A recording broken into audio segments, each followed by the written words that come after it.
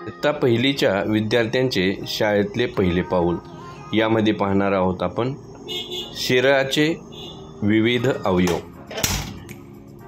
या भागामध्ये विद्यार्थ्यांना आपण शरीराच्या अवयवांची थोडक्यात माहिती करून देणार आहोत। यामध्ये नाक, डोळे, पोट, हात, त्याचबरोबर विद्यार्थ्यांना या अवयवामध्ये पाय, पोटरी, नाक, मांडी याही अवयवांची माहिती आपण या भागात थोडक्यात करून देणार आहोत। तर चला पाहूया शरीराचे अवयव।